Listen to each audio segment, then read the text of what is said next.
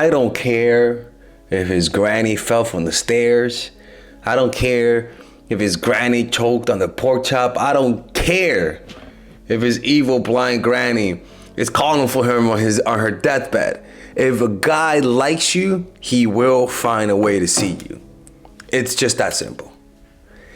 Any other reason why he can't see you generally is an excuse. And obviously, if his grandma's dying, okay, I get it, right? Like, okay, ask for the obituary just to confirm it, right? Oh, we're evil here, man. That's fucked up. But the reason why I say this is because a lot of the clients that sometimes call me, right? A lot of the times it comes down to the woman believing the reason why a man is inconsistent is because of some reason outside of his control. The realm of love, in its purest form, transcends the boundaries of reason and rationale. It exists in a space beyond conscious thought, beyond calculated decisions. When a man truly loves, it is not a question of can or cannot. It is an irresistible compulsion, a gravitational pull that draws him towards the irrational and its expression. Love, in its resplendent truth, is not a path chosen, but a journey embarked upon. It demands to be felt, to be seen, to be heard. It is an echo in the silence, a whisper in the chaos, a beacon in the dark. It seeks not permission, but proclaims its presence with gentle insistence. A man in love does not show his affection because he decides to, but because he simply cannot help it. It flows from him like a river to the sea, natural and unbidden. His love manifests in his actions, in his words, in his gaze. It's in the way he listens, in the way he holds space for your dreams, in the way he stands by your side, steadfast and unwavering. This is not a rational process dictated by the dictates of logic or reason. It is an intuitive dance, guided by the rhythm of the heart. It is as spontaneous as a sunflower turning towards the sun, as inevitable as the tide drawn by the moon. It is an instinct, a reflex, a compulsion born from the depths of his soul. So, when a man is genuinely in love, there's never a reason why he can't show you he loves you. Because love, in its authentic essence, is not a choice or a decision. It's a force, a movement, an energy that propels him into a beautiful dance of devotion and dedication. And in this dance, he finds not just the expression of his love, but also the reflection of his truest self. He can't show you the love that he normally shows because he's hurt. He can't text you on time because he's busy with work. Baby, I was operating and it was a heart surgery and it was life or death situation though. So that's why I couldn't text you on time. Let me tell you something, man. It doesn't matter if he's a heart surgeon. It doesn't matter if he's the ambassador to the United Nations. If he likes you, he will break his rules, his company's rule, heck, even the law to be with you. Yeah, that's right, people. Even the law to be with you. Why? Because loving someone, wanting to be close to their presence is not a rational decision. Firstly, falling in love often evokes a deep sense of vulnerability and attachment. We may become emotionally dependent on the person we love, seeking their validation and attention as a source of security and happiness. This dependency can create a fear of losing the connection, leading to behaviors that appear needy as we seek reassurance and closeness. Secondly, the chemical and neurological changes that occur during the early stages of love can influence our behavior. The release of hormones such as oxytocin and dopamine intensifies our desire for connection and closeness with the person we love. These neurochemical changes can contribute to a temporary alteration in our thinking and decision-making processes, potentially causing us to prioritize the immediate fulfillment of our emotional needs over our usual boundaries or rules. Furthermore, societal and cultural influences play a role in shaping our behavior when in love. Romanticized notions of love often emphasize the idea of self-sacrifice and making grand gestures to prove our affection. We may internalize these beliefs and feel compelled to go above and beyond, even if it means compromising our own values or boundaries. Lastly, our own insecurities and past experiences can contribute to feelings of neediness.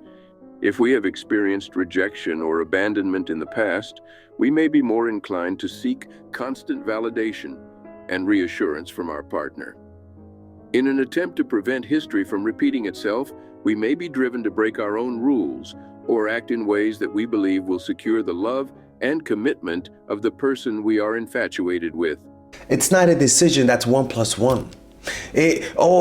But he can't live with me because he lives 2 states away. And because he lives 2 states away, he can't be with me. No, motherfucker, all right? If it doesn't matter if you live 2 states away. It doesn't matter if you live in Timbuktu. It doesn't matter if you live in the middle of Africa, the middle of the Serengeti. If he likes you, Mustafa is gonna find a way to see you. All right? It's just that simple. I learned this the hard way. And the reason why I learned this the hard way, let's put some lights on, ladies and gentlemen. The reason why I learned this the hard way is because naturally, when I was growing up, I was a very gullible person, right? And even to this day, if you tug on my heartstring, you can easily get me to do things. If you give me a good sob story, because I'm a nice guy and I sometimes, believe people's sob story, true or not, that's what I do. And a lot of times I used to believe the BS that a girl, for example, like one time I was talking to a girl and she just hung up on me, like just fucking hung up. Like how old was I? I was like 18 years old, right? Who would want to be with that kid? She just hung up. And I thought to myself, oh, maybe the connection fell in America where there's like perfect connection and shit rarely falls, right? I had a girl who broke up with me. She broke up with me because we lived too far away, right? And yeah, that's kind of true. We do live far away. But ladies and gentlemen, love is not a decision. You don't see people say, I stopped doing crack because I'm spending too much money. People don't rarely do that. The reason why people stop doing things is because of some deep emotional reason. The logical reason, it's never the reason why. Sometimes a powerful man will do the most irrational things, have an affair when it is least called for, just for the thrill, the danger of it all. The irrational can prove immensely seductive, and even more so for men who must always seem so reasonable. If it is seductive power you are after, the siren is the most potent of all. She operates on a man's most basic emotions, and if she plays her role properly, she can transform a normally strong and responsible male into a childish slave. Or else that means that they're not addicted to the drug. But once somebody is addicted to the drug, rational decisions, rational reason, the fact that the drug too expensive, the fact that you got to walk too far away to get it, all of that kind of stuff goes out the window. It's like people who for example, spend all their money on weed or alcohol, right?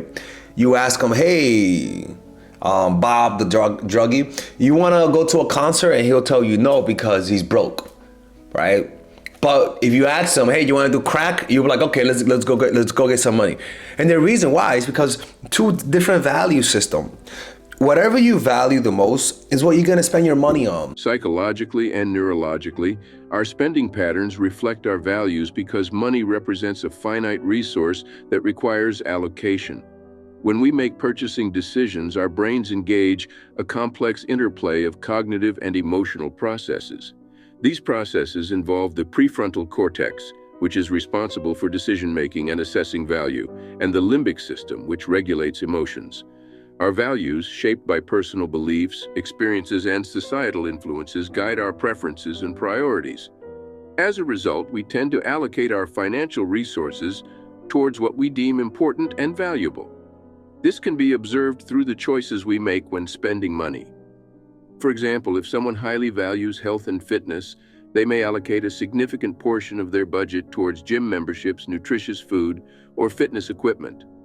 Neurologically, the brain's reward system plays a role in shaping our spending behavior.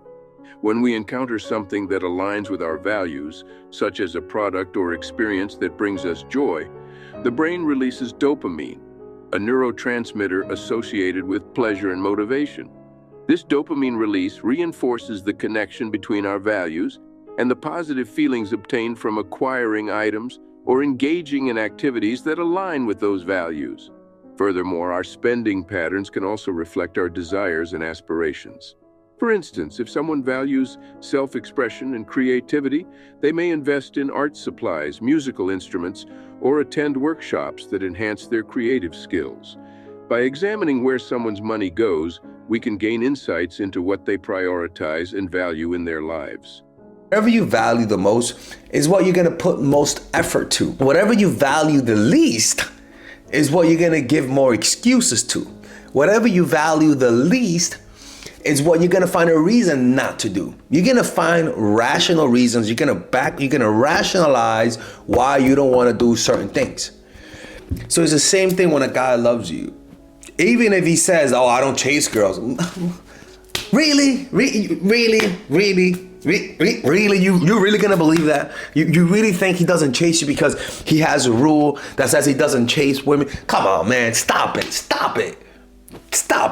He just doesn't like you. It's easy to keep your rules when you don't like the person. That's why, like I always say in this channel, that's why when it appears like the guy doesn't like you, when it appears that you don't like the guy, they like you back and vice versa. Why is that? Because when you don't like the guy, you do a lot of things, but also you actually keep your rules. You actually have standards. And the beauty about these standards is that whenever you self-reflect, whenever you're telling a guy, "Oh, I don't chase guys," you're only talking to him about the guys that you don't like. Whenever a guy says, "Oh, I don't chase women, they chase me," it's because he's only talking about the women that he doesn't like, that he's not that interested in. He's not talking about the women that he likes. Because, ladies and gentlemen, when a guy likes you, when a guy doesn't like you, you'll notice there's a certain coldness to him, right? When a guy likes you, you'll notice there's a certain there's an openness of emotions, right? You could see the emotions a lot more when they like you versus when they don't like you. There's an overflow of emotion. In fact, those emotions are uncontrollable. He's in your presence, and he likes you so much that he cannot help but show in his face and in his nonverbal cues that he likes you. And the reason why they betray themselves in their nonverbal cues is because these emotions, when we fall for someone, don't come from our adult self. They come from our child, from our inner child. They come from the past. They come from the relationship that we had with our parents. And those emotions are very intense and, most importantly, very uncontrollable. The ensuing breakup will be very painful for the man because he's invested energy from his earliest years and will feel this as abandonment from the mother figure. Even if he is successful in getting the woman to play the role, he himself will feel resentment at his dependency on her. The same dependency and ambivalence he had toward his mother. He may sabotage the relationship or withdraw. His anima has a sharp, recriminating edge, always ready to complain and blame. Even if he tries to keep it cool, even if he tries to act all relaxed, he's gonna show you that. In his face and how long he gazes at you, you'll notice there's no movement, there's no fidgety, there's just a almost like a relaxed, his face is relaxed, his mouth is slightly open, his voice sounds like it's purring, or if he, unless he's very, very short, I guess not, right? But you will see it. It's a complete relaxation when he likes you. But when he doesn't like you, or if he's nervous, you'll notice there's more fidgety. There's more looking around. It could be he's nervous, right? That could be a reaction to that. So it's kind of like you gotta be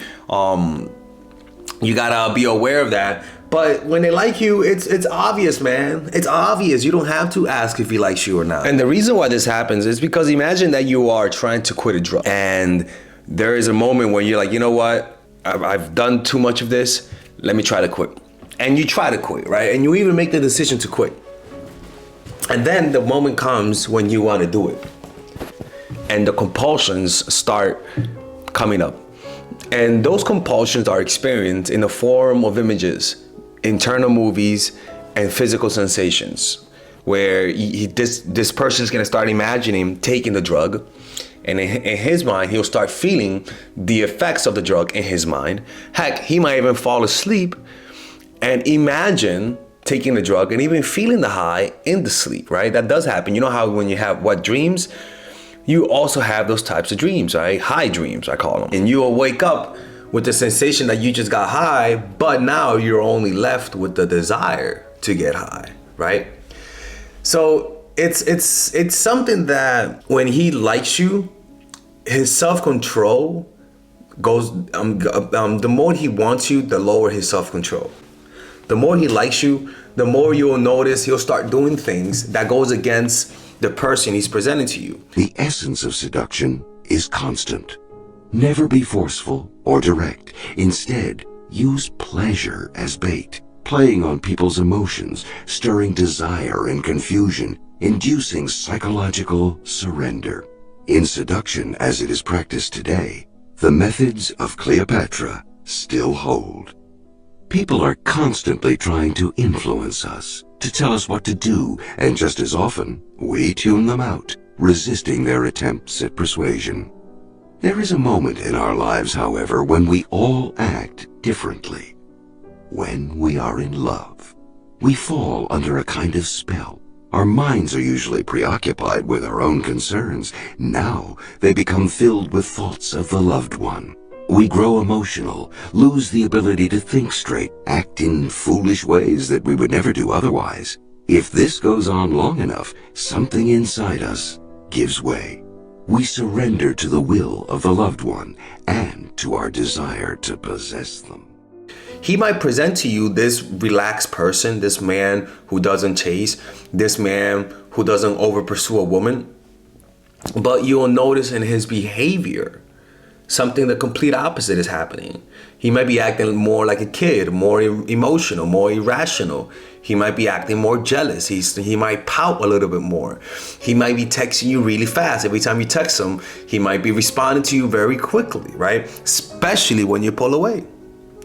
All of those responses are not voluntary. He does not want to act this way. In fact, he knows he's doing the wrong thing. He's just hoping to God that him breaking those rules does not affect him, because it's a compulsion. It's not a decision that he has made consciously. It's a decision that his body has decided for him that he's gonna chase. And usually this happens because maybe some insecure mechanism in his mind gets activated. Maybe this reminds him of the one time when a woman rejected him, or maybe he didn't get. This is an emotion that originates from his childhood. Maybe his parents neglected him, and maybe this is how he learned through experience as growing up how to get the attention from his parents, right?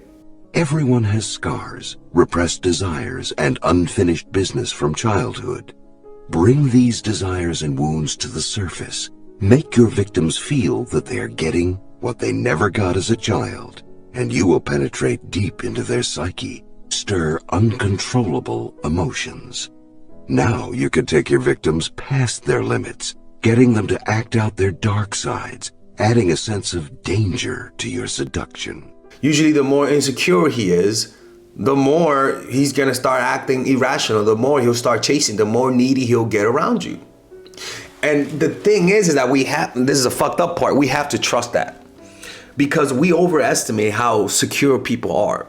We overestimate how confident people are. The truth is, most of the people you see are really I like to call it like edifices that are crumbling on the inside. Most people are highly insecure. The average person, I don't want to say the average person, right? I don't want to project, right? Because I'm also insecure. But I like to think that the average person is hiding a lot of insecurities. The average person has 2 or 3 or 4 trigger words that if you call them that, it's going to completely crumble their confidence, right?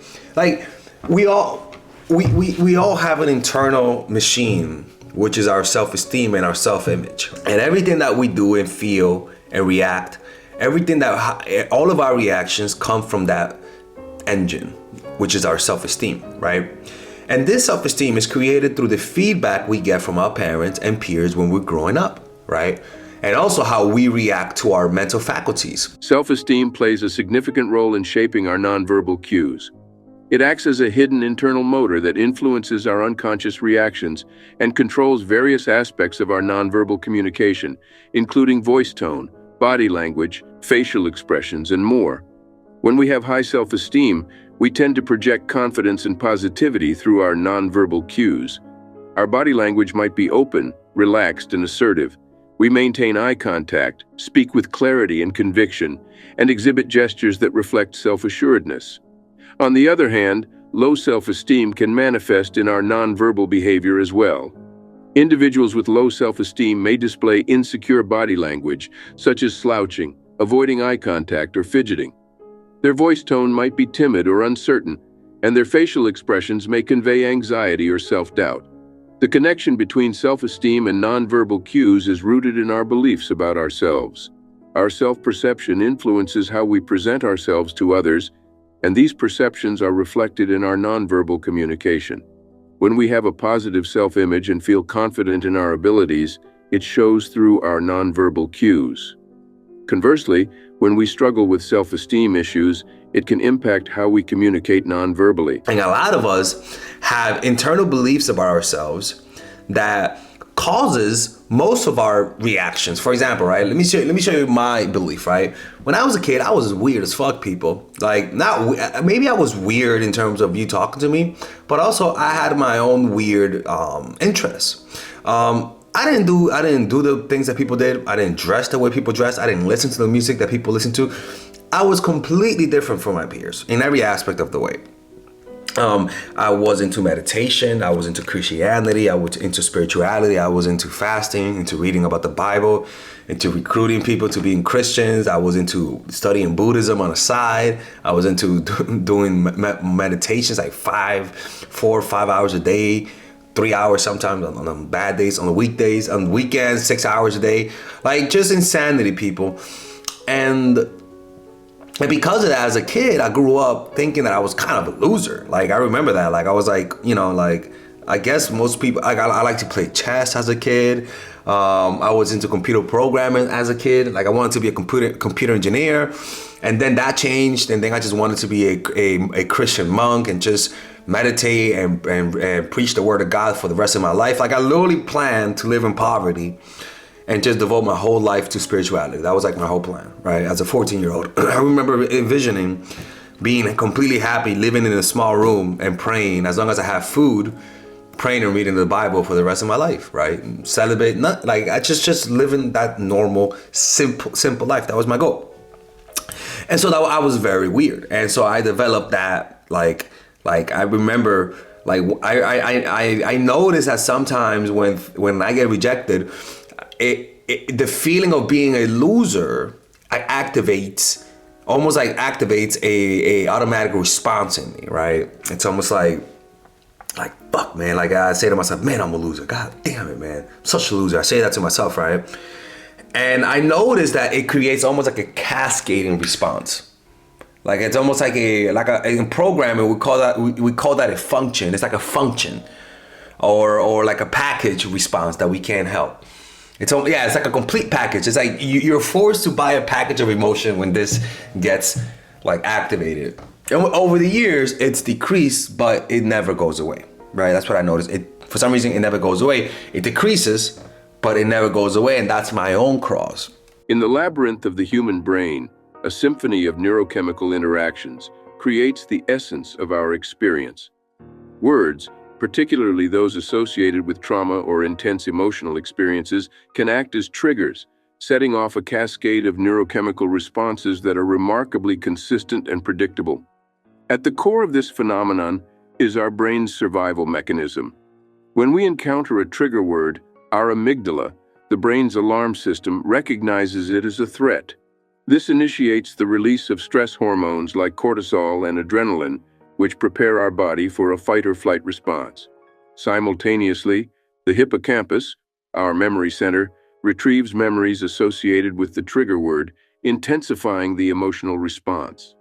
This process is not only consistent, but also profoundly efficient, often occurring in mere milliseconds.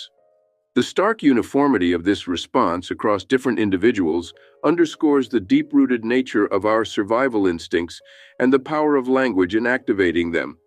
However, the neurochemical ballet does not end here. The prefrontal cortex, our brain's executive, tries to regulate this response, determining if the perceived threat is real or just a false alarm. In individuals with unresolved trauma, this regulation may be impaired, leading to heightened and prolonged responses to trigger words. Thus, within the intricate choreography of neurochemical reactions, we see a profound testament to our evolutionary past, the power of language, and the enduring echoes of our personal experiences. It's a dance as beautiful as it is complex, a dance that shapes our perception, fuels our emotions, and ultimately makes us human. But each one of us has that emotional package that is triggered when something happens. It's almost like a big pile of DMT that words and scenarios activate that mechanism, and it causes a complete explosion on the inside.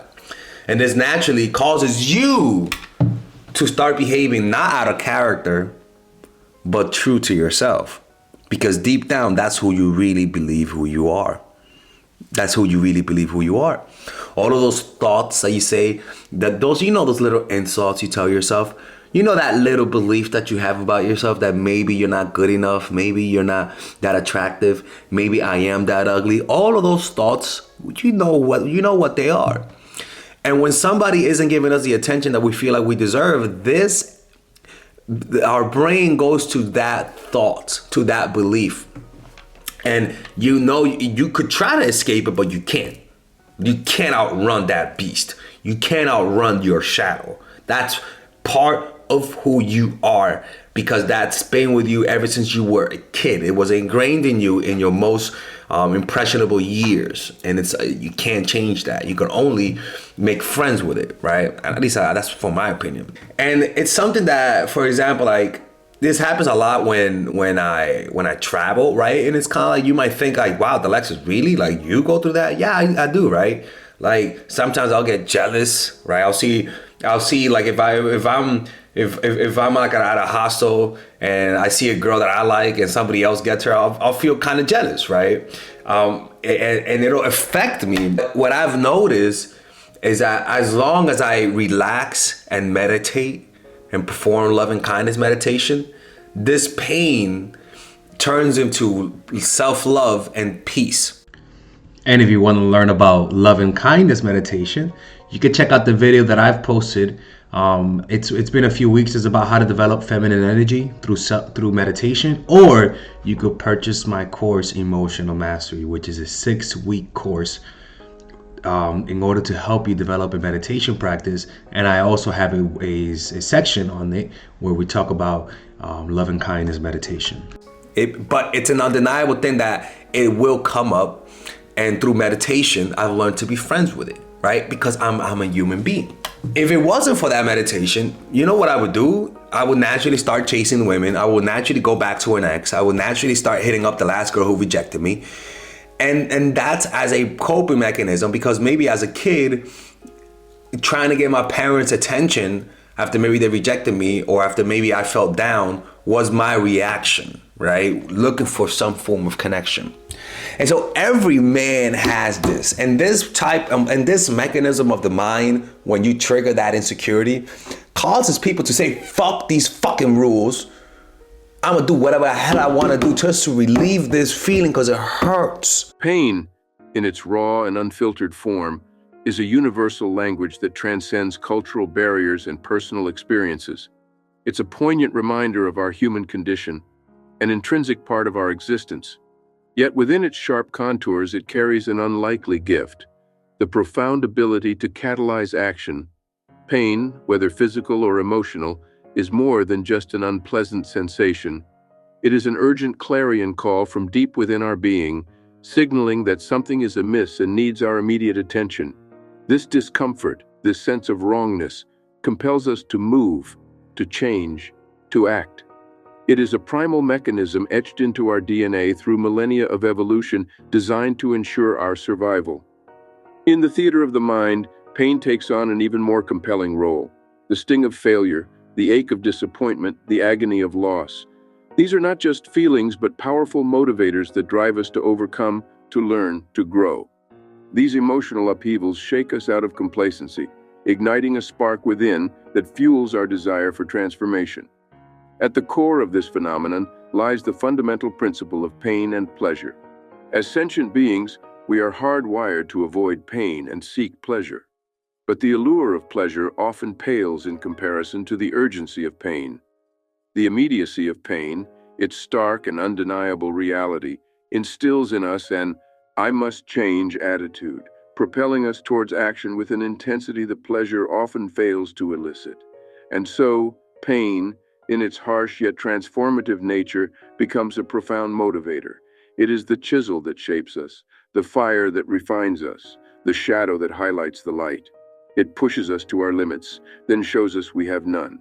In its wake, it leaves not just a memory of suffering, but a trail of growth, resilience, and triumph. Pain, therefore, is not just a harbinger of discomfort, but a beacon of potential, guiding us towards the path of action, change, and ultimately self-realization. And so we forget that men are humans and men experience that. And I don't care what his rules are.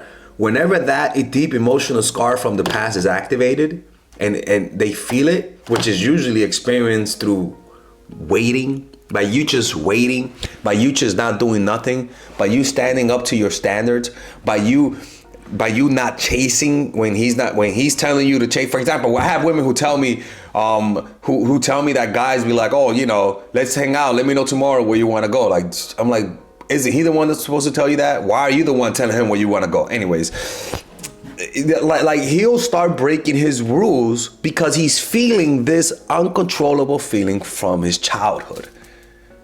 And you have to trust in that. And that will cause those guys to start chasing. And if he doesn't chase, it just means he doesn't feel that.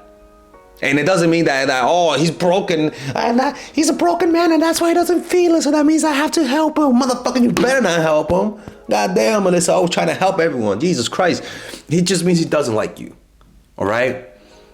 If he likes you, you will activate that insecure mechanism inside of a man, which causes them to regress, which causes them to be more emotional around you, which causes them to open up, which causes them to connect a little bit more with you, which causes them to be more romantic to get your attention, right? That insecurity causes romanticism. It's how it works, people.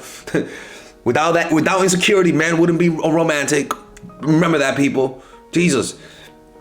But if you don't see that, it's not because he's flawed. It's because he doesn't like you.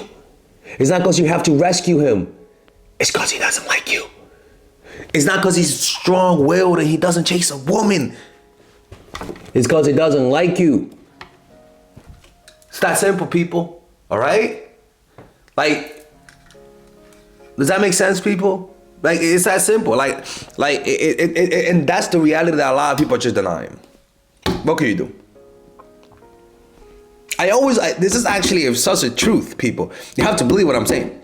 If he doesn't like you, he will not break his rules. If he likes you, he's gonna break all of his rules. I don't give a fuck what those rules are. He'll break them, all right? All right, look, we're having, hope you guys enjoyed this video. Don't forget, if you guys wanna work with me one-on-one, click in the description down below. If you have if your granny's going through some dating issues and she wants somebody to help her, to give her some advice, let her know, hit her up. Tell your granny to slide in on Father Alex's DM, or just purchase a session on the description down below and she could get a one-on-one phone call with me. Don't forget, again, seminar in London. It's in 2 days. You can purchase the tickets online if you want, or by clicking on the description down below. All right. Anyways, I hope you guys enjoyed this video and I'll see you guys next time. All right, ladies and gentlemen, if you guys haven't purchased any of my courses, we have a special bundle deal for everyone. So that you can purchase all of my courses, meaning you could purchase the Psychological Game of Attraction, Natural Chemistry, and Nice Girl, along with all of the bonuses. Originally, if you purchase everything without the bundle, it'll be around $500, to be honest with you. But right now, if you guys purchase it, with the bundle, you guys will be able to get all of these courses: Psychological Game of Attraction, which is for women who are single; Natural Chemistry, which is for women who are in a relationship; Nice Girl, which is a course on assertiveness, along with all of the bonuses: Social Mastery, Practical Mastery in terms of how to master anything; Social Mastery in terms of how to master your social skills; and The Laws of Human Nature, wherein it's part of the Robert Greene book club I used to have. All of these naturally, like I said, it's $500. Now you get it at $394, which is essentially 20% off everything. But if you guys want to purchase a more affordable bundle, you guys can purchase the bundle without the bonuses, and that will be at $224 rather than the $300. Well, rather than the $293 that you guys would naturally purchase it. So you could purchase it with the bundle or without the bundle. You could purchase it with the bonuses or without the bonuses. It's all of the work that I put in the last 4 years, in the last 5 years actually, all of the research that I've done. And this course, rather than watching all of my videos, and because they could be random and you could sort of like lose the big picture because there's just so many videos, you guys get all of the content condensed in a course. Trust me, people, if you guys purchase this, you won't regret it. If you haven't purchased it, hopefully this will push you towards it, because it's something that I believe in, and everyone who's purchased my course have been satisfied with it. And if they didn't like it, I always give their money back. I have never rejected a refund. All right. So purchase it right now. Click on the description down below where it says purchase the bundle, and I'll see you guys inside.